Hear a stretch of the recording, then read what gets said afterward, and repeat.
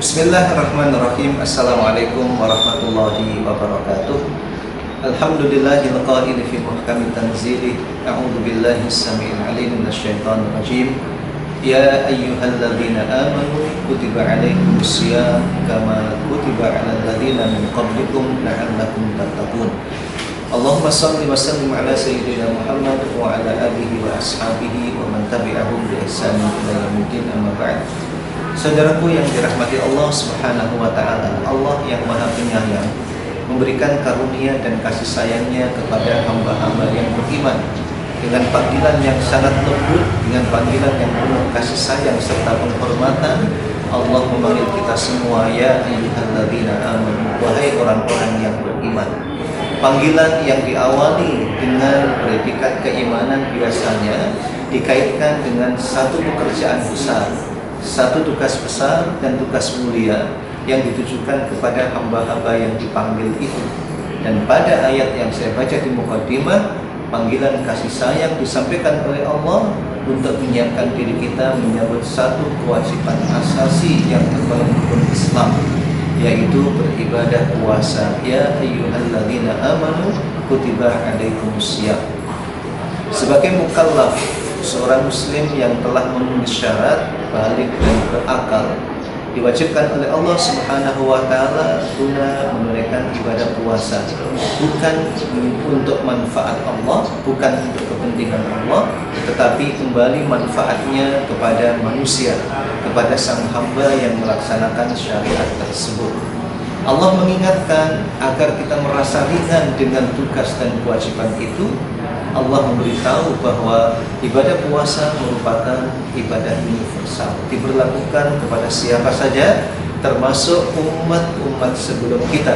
Kama kutiba 'alal ladzina min qablikum la'allakum tattaqun. Ternyata orang-orang dulu juga mendapatkan kewajiban yang sama. Hal ini tentu akan direspon oleh kaum muslimin dengan mudah, karena ternyata yang diwajibkan bukan hanya kita, orang lain juga merasakan hal yang sama. Ibaratnya kalau kita punya dua anak, kemudian anak yang pertama kita perintah untuk belajar, tapi ternyata yang lain tidak kita tugaskan dan kita perintah hal yang sama, kemungkinan anak kita akan protes, mengapa kok saya saja yang diperintah?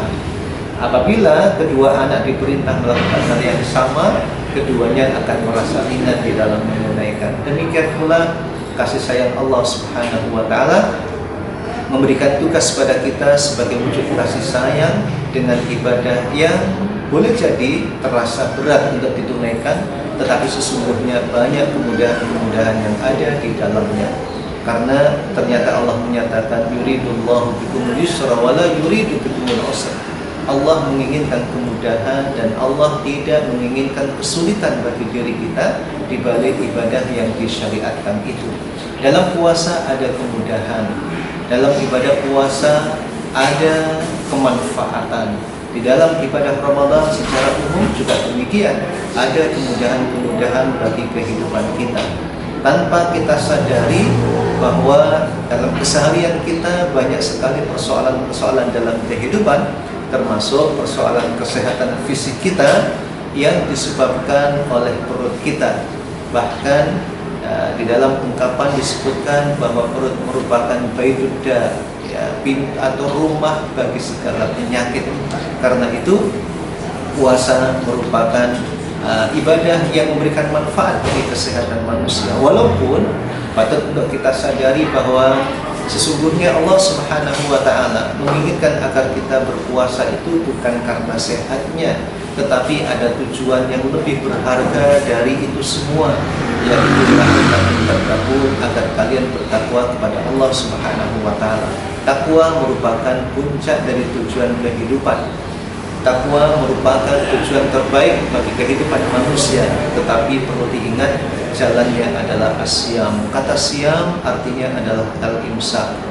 Bagi kaum muslimin, bila menjelang subuh sering mendengar istilah imsak, ya, di bulan Ramadan, maka kata imsak itu artinya adalah menahan. Justru dengan imsak itu kita berlatih menahan diri dari apa yang halal bagi kita, untuk kemudian kita mampu menjaga diri, menahan diri dari apa yang tidak menjadi milik kita. Ada penjelasan yang menarik oleh Syekh Sya'rawi di dalam tafsirnya ketika bicara tentang praktek ibadah puasa. Beliau mencoba mengaitkan awal ayat tentang ibadah puasa dan penutup ayat-ayat puasa surat Al-Baqarah 188 yang menyebutkan wala ta'kulu amwalakum bainakum bil batili, jangan makan harta di antaramu dengan cara yang batil.